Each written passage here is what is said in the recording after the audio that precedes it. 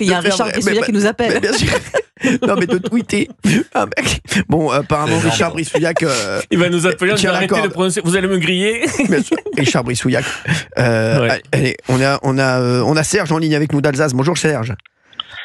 Oui, bonjour Cyril et bonjour boss. Bah oui, vous parlez de Gauthier Lebray. Non, Gauthier, je lui ferai une dédicace après. Bonjour à toute l'équipe. Bonjour. Bonjour l'équipe, bonjour Valérie Benaïm et Olivier d'Artigol. Bonjour. Et surtout bonjour à Gauthier le bretteur. Merci. C'est notre Serge, ça. Merci Serge d'Alsace. Merci d'être avec nous encore aujourd'hui, Serge. Il a appelé hier, Serge. Oui, tout à fait. Serge qui est extrêmement intéressant à chaque fois. Serge, bon, vous avez vu ça. Bon, Serge. Alors, juste une petite chose encore pour les compliments. Je voulais juste donner une info à Valérie Benaïm. Les fourraillers, c'est tout à fait normal pour un bretteur. Mais oui, mais c'est ça, exactement. Mais je n'étais absolument pas surprise par le vocable. Moi, c'était le sabre dont je parlais. Gauthier, bien sûr. Cyril m'a prêté une réaction que je n'ai pas eue. Serge, vous êtes au courant? Il y a également Fabien Leclerc dans l'émission. Juste encore une petite. Alors lui, quand il est fourré, par contre, bonjour. On ne le voit pas, il est sous la table. On le voit pas. J'ai la vidéo là, on sent le son, mais on le voit pas. Alors, tout d'abord, je dois présenter table. mes 3 milliards d'excuses. Ma compagne hier soir m'a un peu houspillé parce que j'ai été un peu direct hier. Et j'ai été voir même antipathique. Et elle me demande, parce que j'étais assez direct. Elle me dit, tu dis pas bonjour sympathique et tout. Mais non. Et elle me demande, Isabelle me demande aussi de vous adresser ses félicitations à Cyril et à l'équipe pour divertir et informer. Merci Serge. Tout à la fois. On embrasse Isabelle, votre compagne. Oui, merci. Et donc, tout en sensibilisant les jeunes à la vie politique du pays, ça c'est c'est un amour, Isabelle. Mais Serge, franchement, hier, Isabelle, c'est un amour, mais vous savez, nous vraiment, on est content de vous avoir en ligne et vraiment, on est content d'avoir votre avis. Hier, je trouve qu'on a passé un bon moment ensemble et il n'y a aucun problème, sachez-le. Vraiment, zéro problème, Serge, vraiment.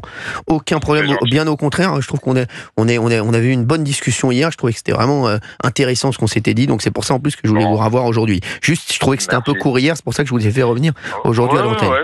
Merci Serge.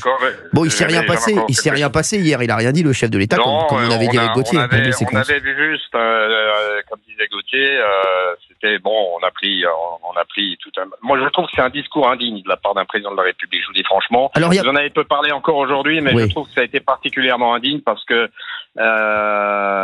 Bon, il y a eu un très bon édito de Gauthier Lebray ce matin dans la matinale. Il a bien résumé. Je vous adore, Serge. Faut écouter. Non, mais c'est vrai. Et Paul Sugy aussi a été parfait.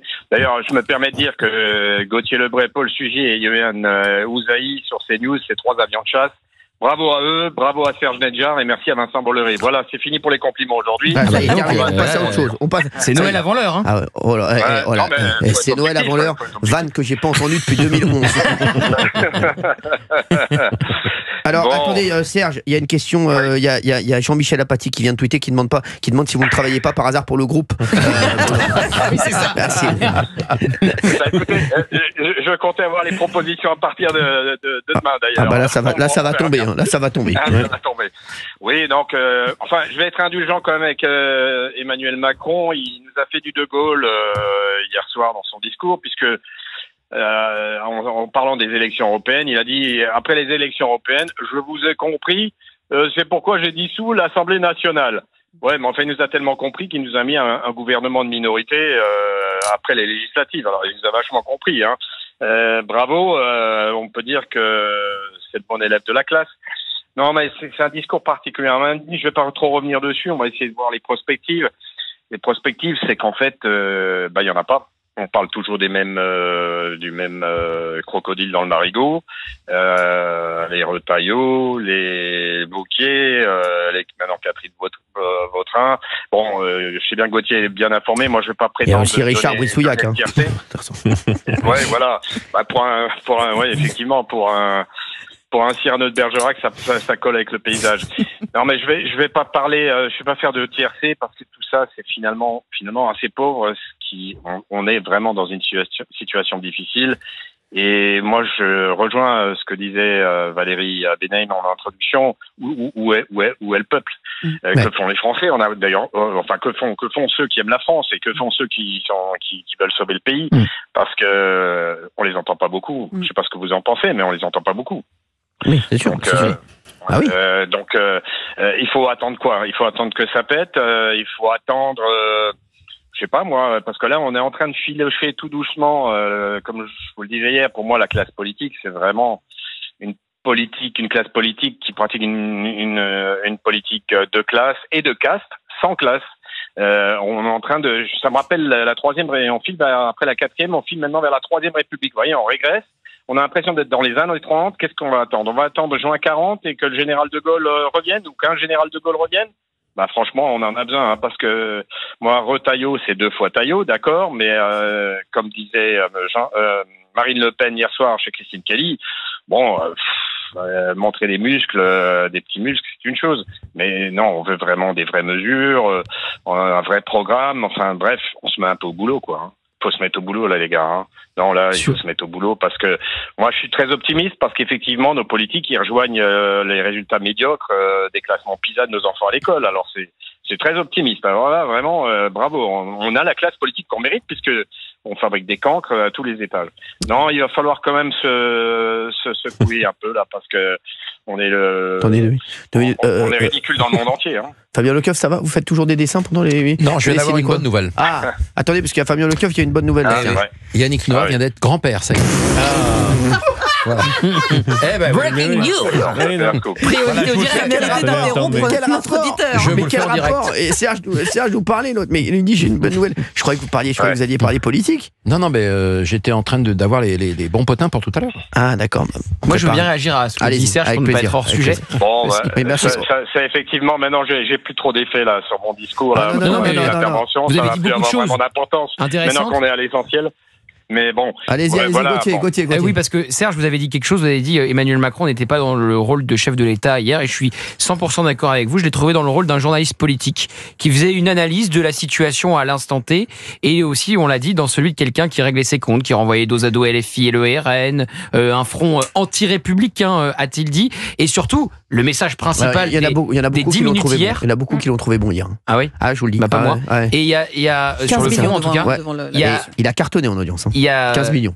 Quelque chose qui 17,5 millions. Oui, il a fait plus que pour la dissolution. Il y a 7 spectateurs sur 10 qui étaient devant le chef de l'État hier. Exactement, et les 3 autres étaient chez nous. Exactement. Voilà. Et tout ça pour dire qu'Emmanuel Macron, le seul but de son opération hier télévisuelle, au début on se dit il va nommer quelqu'un, etc. Que nenni, c'était donc de régler ses comptes et surtout de dire c'est pas de ma faute. Ah non, c'est pas de ma faute. Alors la dissolution, vous l'avez pas compris, mais pardon? Oui, allez-y. Oui. Non, mais c'est pas de sa faute. C'est pas de ma faute à moi. Pardon. Mais donc, c'était le message principal de cette allocution hier.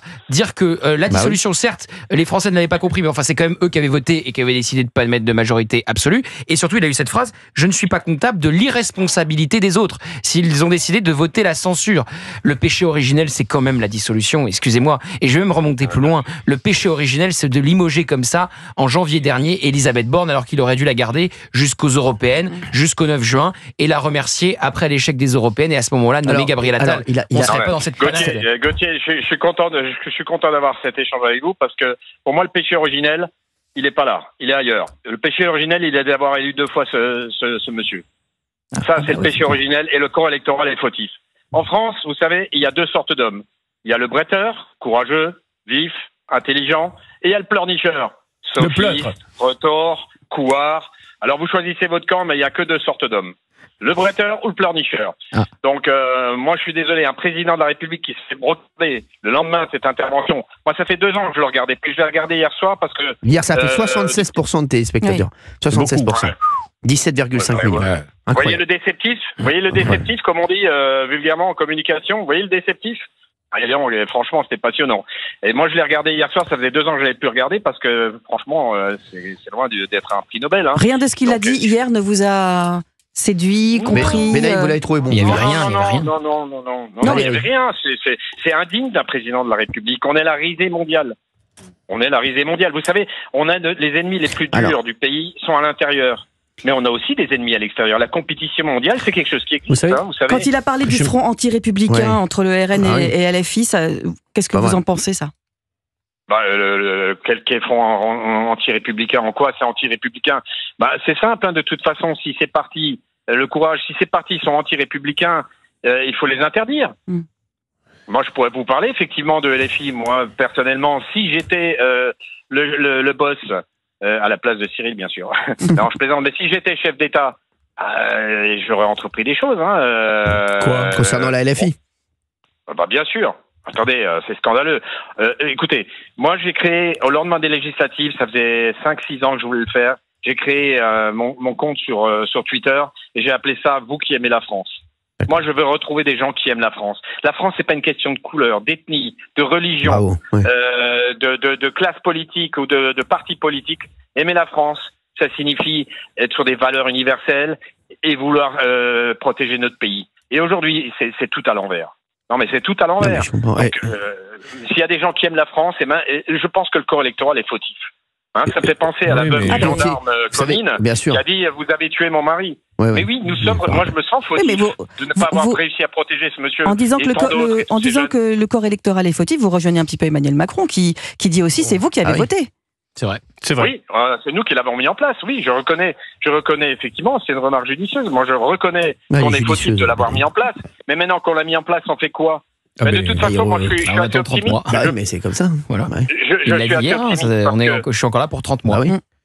Ouais, mais moi je crois que moi j'écris des petits billets politiques que j'appelle les billets doux, mais D'*OU avec le petit accent qui va bien. Très bon jeu. Je crois que Macron il a toujours fait l'arroseur arrosé. Et je pense qu'hier il s'est adressé à une lettre d'auto-licenciement. Vous savez pourquoi Gauthier Lebray et moi on se lève tous les matins, Serge, pour 3 choses? Non, là, là. Gauthier. On y va ensemble? Allez-y Gauthier, dites-le. Le bleu. Allez. Le blanc. Le rouge. Voilà, merci Gauthier, bravo. Les autres se lèvent pour aller manger des cornflakes, des conneries, non, mais je vous le dis, quand vous obéissez avec d'Artigol, et alors l'autre, Fabien Lecoeuf, vous levez pourquoi, vous, tous les matins? Pour aller, je sais pas, pour ouvrir ma fenêtre déjà, voir le jour. Qu'est-ce qui se lève en premier? Je l'adore, ce mec, je l'adore. Merci Serge d'avoir été avec nous sur Europe 1, merci beaucoup. Juste une dernière chose, je voulais juste dire que là, franchement, hier soir, on a eu droit à Emmanuel Macron, Uburois. Je sais pas si vous connaissez Uburois, mais c'était Uburois à l'envers. Uburois, il donnait la viande à son peuple alors qu'il n'avait pas les moyens et il leur donnait de l'or. Là, il nous retire la viande de la bouche et nous détrousse de notre or. Non, il faut vraiment passer à quelque chose. Je sais que le Covid a anesthésié un petit peu le corps électoral avec le cabinet conseil américain et autres. On a dépensé. Merci Serge, on doit y aller, on doit prendre un peu d'argent là parce que c'est pour Gauthier Lebray pour le payer.